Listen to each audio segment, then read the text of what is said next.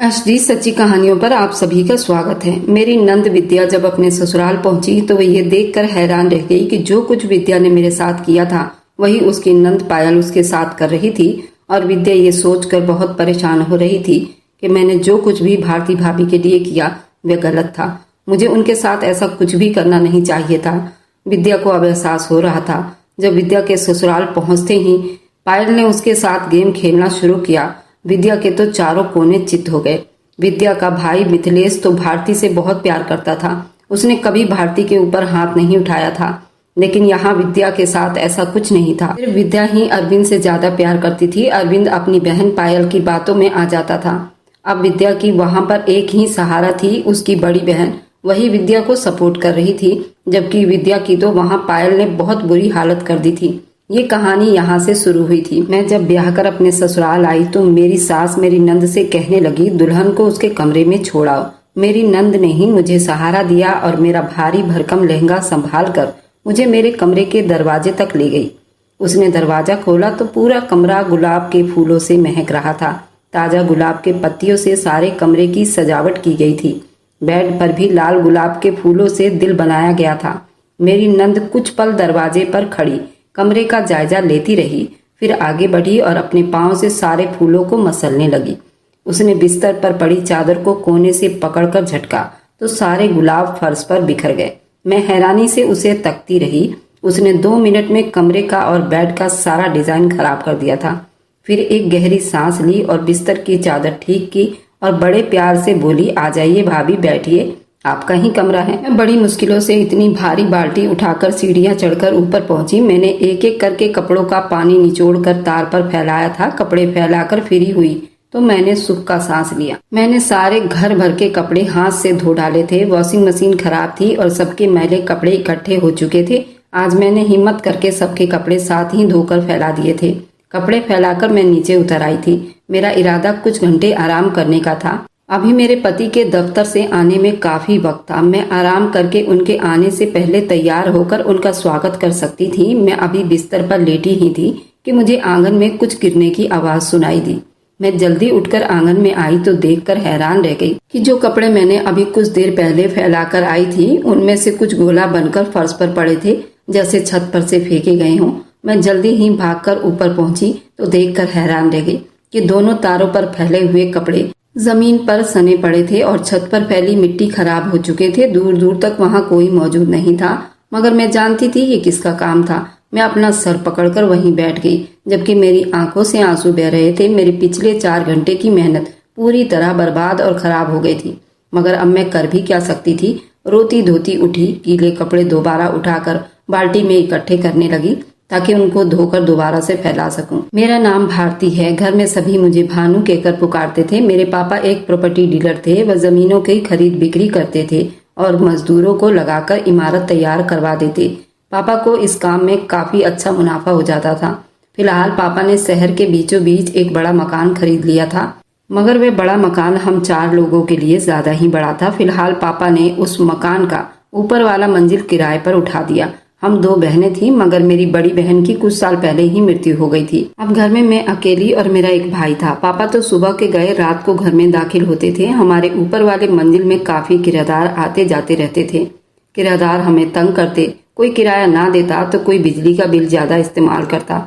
फिलहाल पापा उन्हें चलता कर देते। मिथिलेश भी हमारे किराएदारों में से ही शामिल था। मिथिलेश पहला किराएदार था जो इतने साल तक हमारे ऊपर वाले मंजिल में टिक गया था। वह हर महीने वक्त पर किराया देता और ज्यादातर वक्त घर से बाहर गुजारता था, इसलिए बिजली का इस्तेमाल भी कम से कम करता। फिलहाल वह पापा को बहुत पसंद था। वह वैसे भी सुलझा हुआ अच्छा लड़का था। उसका घर तो किसी दूसरे शहर में था, मगर नौकरी की वजह से वह इस शहर में रहता। उसे 1 साल पहले ही नौकरी मिली थी। पहले वह कुछ लड़कों के साथ किसी हॉस्टल में रहा करता था, मगर अब जब उसकी तनख्वाह बढ़ी तो उसने अलग रहने का सोचा और हमारा घर किराए पर ले लिया। उसने अपनी बातों से मेरे पापा का दिल जीत लिया था। पापा उसे पसंद करते थे। जब छुट्टी वाले दिन घर होते तो अक्सर उसके साथ जाकर बैठ जाया करते थे। वह पापा के साथ मजे मजे की बातें करता। पापा और उसकी उम्र में काफी फर्क था, मगर फिर भी उसकी पापा से दोस्ती हो गई थी। जब पापा को उस पर पूरा भरोसा हो गया तो पापा उसको नीचे भी बुलाने लगे। वह शाम की चाय पर आता या जब भी घर में कुछ अच्छा खाना पका होता तो पापा उसको खाने पर भी बुला लिया करते थे। वह मम्मी, पापा और मेरे भाई के साथ बैठकर खाना खाता, जबकि मैं रसोई में ही खा लिया करती थी। अब ज्यादातर ऐसा ही हुआ करता था। मिथिलेश हमारे फ्लोर पर खूब आता जाता था और मेरे छोटे भाई से भी खूब बातें करता था। मेरा छोटा भाई मुझसे काफी छोटा था। वह काफी चंचल था और मिथिलेश की तरह ही खुश मिजाज था। वह आते जाते मिथिलेश से हाय हेलो कर लिया करता था। कभी उसके लिए चॉकलेट तो कभी उसकी पसंदीदा चीज ले आया करता। पापा धीरे धीरे मिथिलेश से इतना करीब हो गए कि उन्हें उसमें अपना बेटा दिखाई देने लगा। मिथिलेश हमारे घर के छोटे मोटे काम भी कर दिया करता और मेरे पापा ज्यादातर घर से बाहर ही रहा करते थे। घर के काम काज के लिए मम्मी को निकलना पड़ता। एक दिन मम्मी सब्जी लाते हुए गिर गई, जिससे उनके घुटने में ऐसी चोट आई कि चलना फिरना उनके लिए मुश्किल हो गया। वे घर में तो चल फिर सकती थी, मगर सौदा वगैरह लाने के लिए दूर तक जाना पड़ता उनके लिए मुमकिन नहीं था। ऐसे में वो मिथिलेश को ही कह दिया करती थी और वे दफ्तर से आते हुए घर का सामान ले आता। एक दिन मिथिलेश मेरा छोटा भाई रवि के लिए चॉकलेट लाया तो उसने उसे एक के बजाय 2 चॉकलेट दी और उसको कहा कि एक चॉकलेट भारती के लिए है। रवि मुझे ऐसे ही बताया और एक चॉकलेट पकड़ा दी। मुझे मिथिलेश का मेरे लिए चॉकलेट भेजना बिल्कुल भी अच्छा नहीं लगा था। मैंने जल्दी ही रवि के हाथ उसकी लाई हुई चॉकलेट वापस भिजवा दी और उसको कहा कि मिथिलेश से कहना कि मुझे चॉकलेट पसंद नहीं है। ऊपर के फ्लोर की सीढ़ियां हमारे आंगन से ही होकर ऊपर जाया करता था। जबकि मिथिलेश के दफ्तर से आने का वक्त होता तो मैं ज्यादातर अपने कमरे में ही होती थी। फिलहाल मेरी और उसकी मुलाकात बहुत कम होती थी, मगर अगले दिन वह दफ्तर से थोड़ा जल्दी आ गया था। मैं आंगन में ही काम में बिजी थी। वह मुझे अकेला देखकर मेरी तरफ को चलाया और मुझसे कहने लगा, अगर आपको चॉकलेट पसंद नहीं है तो मुझे बता दो आपको और क्या पसंद है, मैं आपके लिए वही ले आऊंगा। मैं उसकी हिम्मत पर हैरान रह गई थी। आपको मेरे लिए परेशान होने की जरूरत नहीं, मैंने गुस्से से जवाब दिया। जो मेरी मम्मी सामान वगैरह मंगवाती रहती हैं, उसका एहसान हम पर पहले ही है। मैंने उसके तरफ देखे बिना अंदर कमरे में चली गई। वह अगले दिन भी ऑफिस से जल्दी चला आया था और मुझे देखते ही मेरी तरफ आ गया। मैं आपसे माफी चाहता हूँ अगर आपको मेरी बात बुरी लगी। मेरा मकसद आपको तकलीफ पहुंचाना नहीं था। उसने साफ शब्दों में मुझसे माफी मांगी थी तो मेरा दिल भी नरम पड़ गया। नहीं, कोई ऐसी बात नहीं। मुझे समझ नहीं आया मैं उसे और क्या कहूँ। फिलहाल मैं इतना ही कह पाई कि ऐसी कोई बात नहीं। मुझे उसके अंदाज से इतना तो पता लगा कि वो मुझे पसंद करने लगा था। वह भी एक अच्छा और सुलझा हुआ लड़का था। फिलहाल मेरे लिए भी उसके दिल में नरमी पैदा हो गया था। उसे हमारे घर में रहते हुए करीब 2 साल हो चुके थे। इस 2 साल के अंदर में हम सभी घर वाले उसके काफी करीब आ गए थे। मैं भी कब उसकी मोहब्बत में गिरफ्तार हुई मुझे अंदाजा नहीं हुआ। धीरे धीरे मेरी भी उससे कुछ न कुछ बातचीत हो जाया करती थी। उसने मुझसे वादा किया था कि वह जल्दी अपनी माँ को मेरे रिश्ते के लिए भेजेगा। मिथिलेश को अपने शहर में नौकरी मिल गई थी। वह हमारा घर छोड़कर अपने शहर में जा रहा था। मैं उसके जाने से बड़ी उदास थी। मेरी आंखें आंसुओं से भरी हुई थी। वो मेरे करीब चला आया। इसमें परेशान होने की क्या बात है, मैं तो तुम्हें हमेशा हमेशा के लिए अपने घर ले जाऊंगा। उसने मुस्कुराकर मुझे तसल्ली दी थी तो मुझे बड़ा आराम मिला। अगले हफ्ते ही वो अपने माँ बाप के साथ हमारे घर आ गया। उसके माँ बाप भी उसी की तरह बिल्कुल सुलझे हुए अच्छे लोग थे। उन्होंने पापा से मेरे रिश्ते की बात की तो पापा क्यों ना मानते। पापा को वैसे ही वो बहुत पसंद था। मेरे पापा भी इस रिश्ते के लिए तैयार थे। उन्होंने मेरी शादी के लिए पहले से ही पैसे जोड़ रखे थे। फिलहाल पैसों की कोई परेशानी नहीं थी। 2 महीने बाद की शादी की तारीख रखी गई थी। हम सब शादी की तैयारी में बुरी तरह बिजी हो गए थे और वक्त गुजरने का पता नहीं चला। सारे काम बड़े अच्छे तरीके से बीत गए। मैं विदा होकर मिथिलेश के घर आ गई। मिथिलेश जिस शहर में रहता था यह हमारे शहर से काफी दूर था। मैं इतने लंबे सफर से काफी थक गई थी। मैंने अपनी जिंदगी में पहली बार इतना लंबा सफर किया था। ये हमारे थोड़े बहुत रिश्तेदार जो थे वह हमारे अपने ही शहर में रहा करते थे। फिलहाल मैं कभी भी अपने शहर से बाहर नहीं गई थी। मेरी सास रस्मों में लगी हुई थी जबकि मैं आराम करना चाहती थी। उनको शायद मेरे चेहरे से थकान महसूस हो गई थी। मेरी सास मेरी नंद से कहने लगी, दुल्हन को उसके कमरे में छोड़ आओ। मेरी नंद ने मुझे सहारा दिया। मेरा भारी भरकम लहंगा संभाला और मुझे एक कमरे के दरवाजे तक ले गई। उसने दरवाजा खोला तो पूरा कमरा गुलाब के फूलों से महक रहा था। ताजा गुलाब के पत्तियों से सारे कमरे की सजावट की गई थी। बेड पर भी लाल गुलाब के फूलों से दिल बनाया गया था। मेरी नंद दरवाजे में खड़ी कमरे को निहार रही थी। फिर आगे बढ़ी और उसने पांव से सारे फूलों को कुचलने लगी।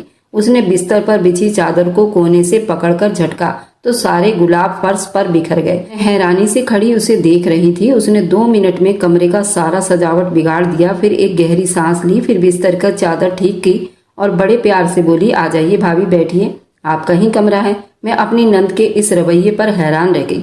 मुझे नहीं मालूम था कि उसने ये सब क्यों किया। मैं हैरानी से आंखें फाड़े उसे देख रही थी, जबकि वो मुझे नजरअंदाज करती कमरे से बाहर निकल गई। मैं अभी बिस्तर पर बैठी थी कि मिथिलेश चला आया। वह कमरे में दाखिल हुआ तो हैरानी से इधर उधर बिखरे फूलों को देखने लगा।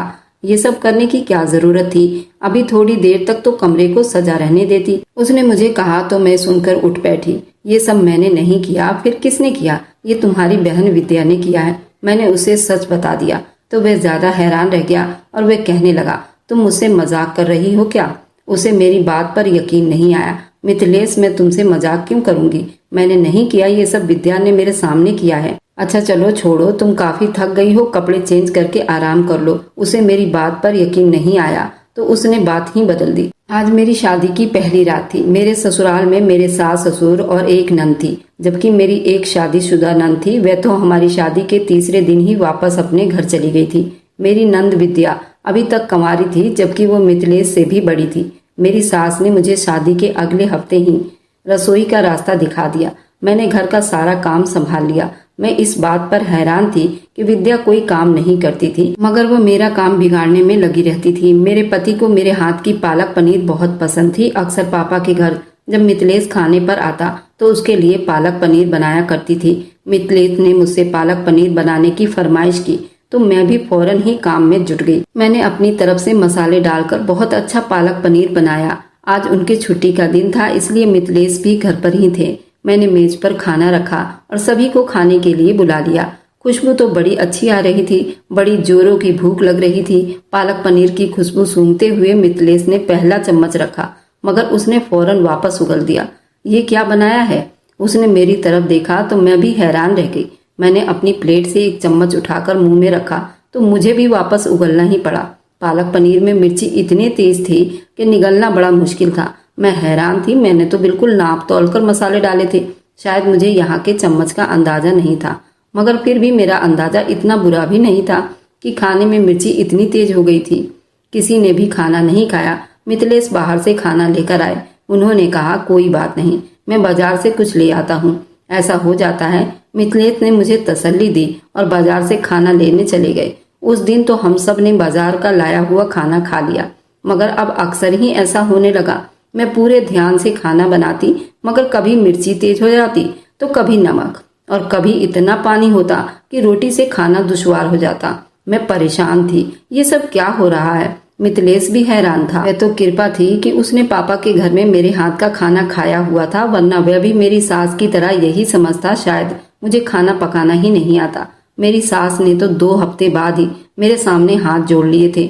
देखो बहू, कल से खाना मैं ही पका लिया करूंगी, परेशानी ना ही उठाओ तो अच्छा है। उनके शब्दों से साफ पता चल रहा था कि वह भी मुझसे नाराज हैं। उनकी ऐसी बातों से मैं शर्म से पानी पानी हो गई थी। मैं खाना पकाने से तो गई, मगर मेरे बाकी कामों में भी यही समस्या बार बार हो रही थी। मैं जो भी काम करती, कुछ देर के बाद सब उल्टा हो जाता। कभी मेरा कमरा मुझे बिखरा हुआ मिलता, जो मैंने कुछ देर पहले ही समेटा होता। कभी मिथिलेश के कपड़े जो मैंने अभी इस्त्री करके रखे हुए होते, वो मुझे जले हुए मिलते। ये सब कौन और क्यों कर रहा था, मुझे समझ नहीं आ रही थी। घर में विद्या के अलावा और कोई नहीं था जो ऐसी हरकतें करता।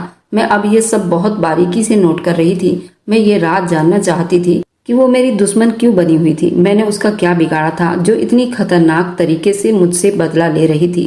वह सबके सामने इतनी अच्छी बनती थी, अगर मैं किसी को बताती भी तो कोई भी मेरी बात पर भरोसा ना करता। वह सबके सामने मुझे बहुत प्यार और इज्जत से बुलाती और मेरी खातिरदारी में लगी रहती। खाने की मेज पर भी वो मुझे अलग अलग सब्जियां और खाना उठा उठा कर देती। भाभी आप ये खाइए, आप ये खाइए। मैं उसके रवैये पर हैरान थी। वे कितनी चालाक थी कि सबके सामने मेरे साथ इतने अच्छे तरीके से पेश आती थी, मगर मेरे पीठ पीछे मेरी चीजों को बिगाड़ देती थी। घर में कोई जिन भूत तो थे नहीं जो ये काम करते। आज विद्या को देखने कुछ मेहमान आ रहे थे।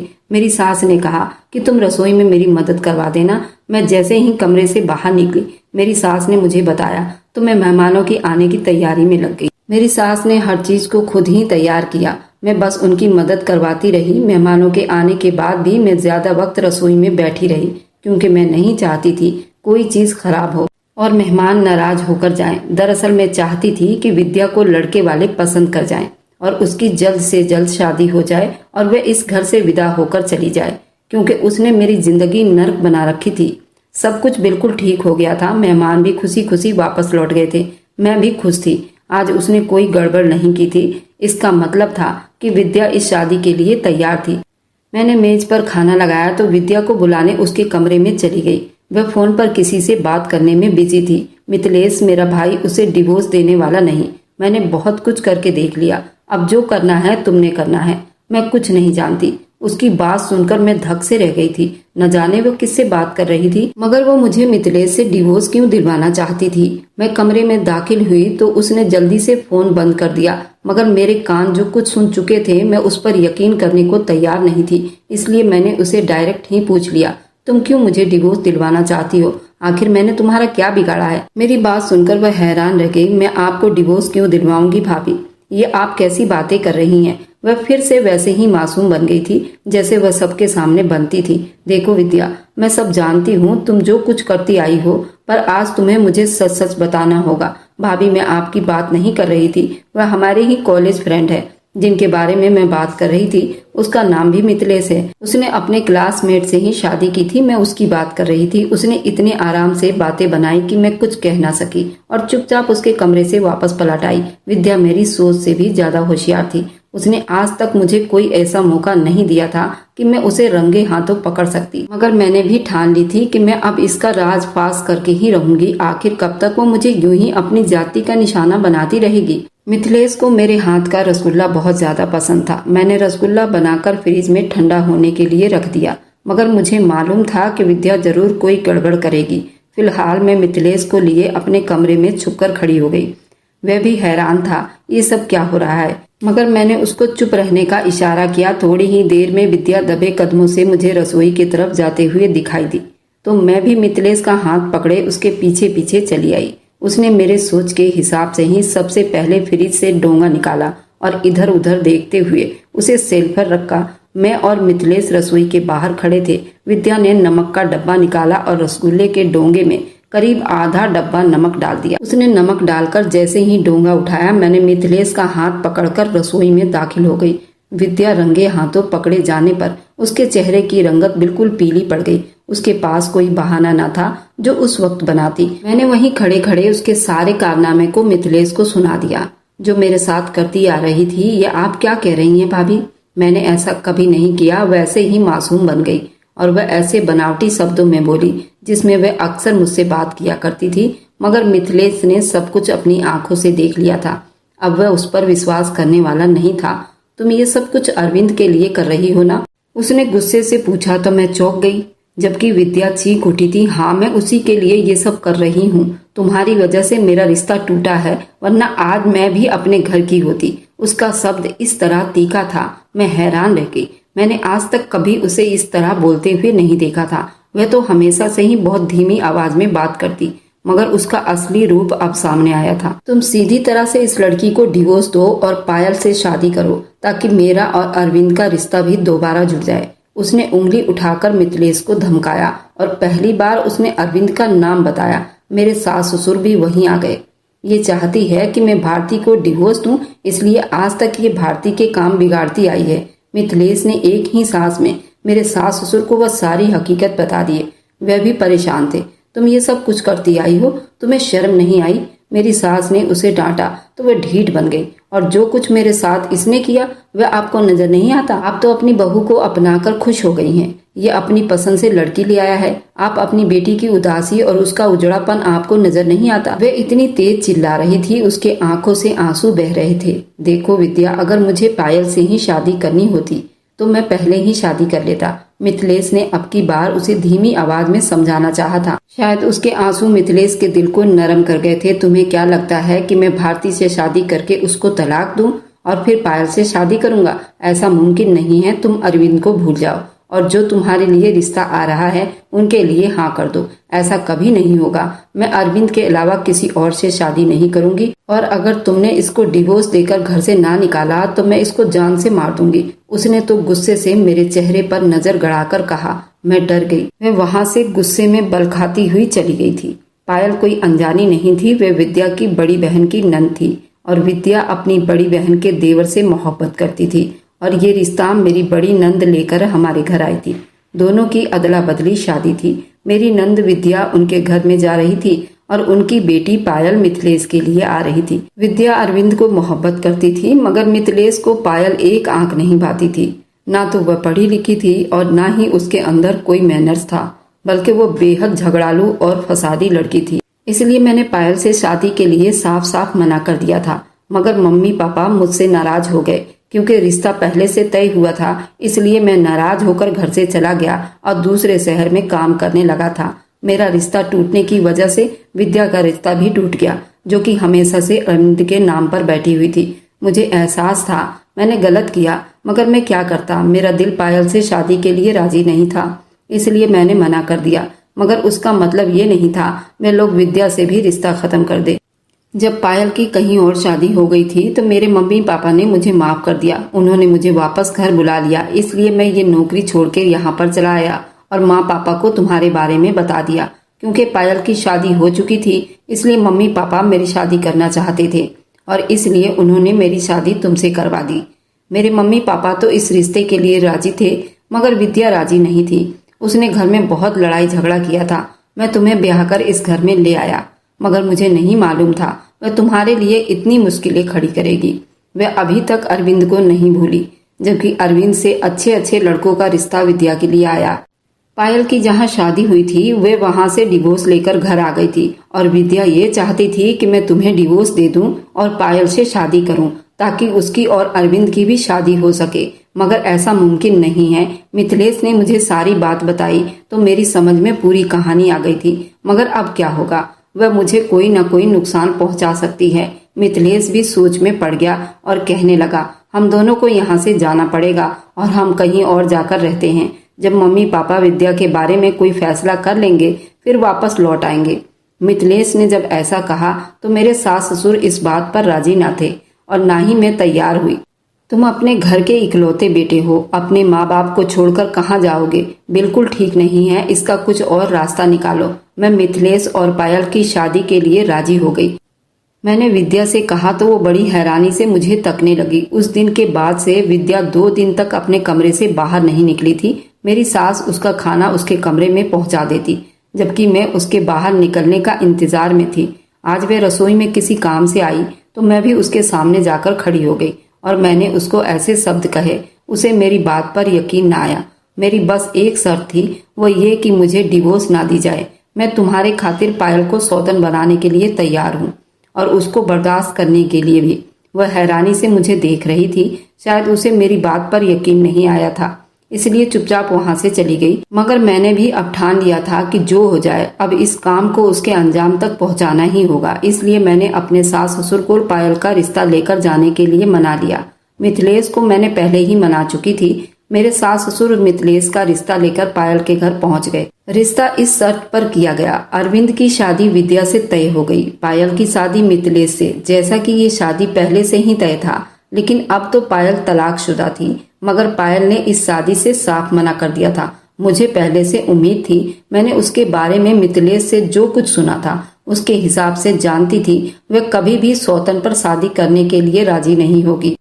पायल ने जब इस रिश्ते से मना किया तो मैंने भी सबके बीचों बीच बैठकर कहा कि जब मैं अपने पति को उससे बांटने के लिए तैयार हूँ और पायल एक तलाकशुदा होने के बावजूद भी एक शादीशुदा आदमी से शादी क्यों नहीं कर सकती। विद्या भी वहीं बैठी हुई थी। उसको अच्छी तरह से अब एहसास हो गया था कि उसकी भाभी उसके खातिर कितनी बड़ी कुर्बानी देने चली थी। पायल के घर वाले भी इस बात पर खुश थे कि मेरे सास ससुर खुद अपने बेटे मिथिलेश का रिश्ता लेकर पायल के लिए गए हैं। भले उसको मिथिलेश की दूसरी बीवी बनना ना था, मगर मेरे सास ससुर उसको अपनी बहू बनाने को तैयार थे। पायल के मना करने से विद्या बुरी बनी थी, जबकि मेरी इज्जत और कदर सबके दिल में और बढ़ गई थी। मैंने जो गेम खेला था उसमें मैं पूरी तरह से जीत गई थी। पायल के माँ बाप की मेरे सास ससुर से नाराजगी दूर हो गई। उन्होंने अपने बेटे अरविंद का रिश्ता विद्या के लिए मांग लिया। मिथिलेश की शादी तो पायल से ना हो सकी, मगर अरविंद विद्या के अगले ही महीने शादी की तारीख और उसकी विदाई का दिन रखा गया था। विद्या और अरविंद की शादी तो हो गई और वे विदा होकर अपने ससुराल चली गई। वह मेरा धन्यवाद करते हुए नहीं थकती थी। मैं उसके खातिर कितनी बड़ी कुर्बानी देने को तैयार थी, जबकि वह अपने पिछले व्यवहार के लिए बहुत शर्मिंदा थी। मैंने उसे माफ कर दिया था क्योंकि जीत तो मेरी ही हुई थी, इसलिए मुझे किसी के खिलाफ दिल में दुख भरने की क्या जरूरत थी। बस मेरी ये भगवान से प्रार्थना होती थी कि विद्या और अरविंद खुश रहें और उनके रास्ते में पायल ना अड़ी रहे। अगर आपको आज की कहानी पसंद आई हो तो वीडियो को जरूर लाइक कीजिएगा और अपने दोस्तों के साथ शेयर भी कीजिएगा। और हाँ, अगर आपने अभी तक हमारे चैनल को सब्सक्राइब नहीं किया है तो जरूर जाकर सब्सक्राइब कर लीजिए। मिलते हैं हम अपनी कल की एक और नई दिलचस्प कहानी के साथ। मुझ पर सदा अपना प्यार और स्नेह बनाए रखें। सभी को मेरा प्यार भरा नमस्कार दोस्तों।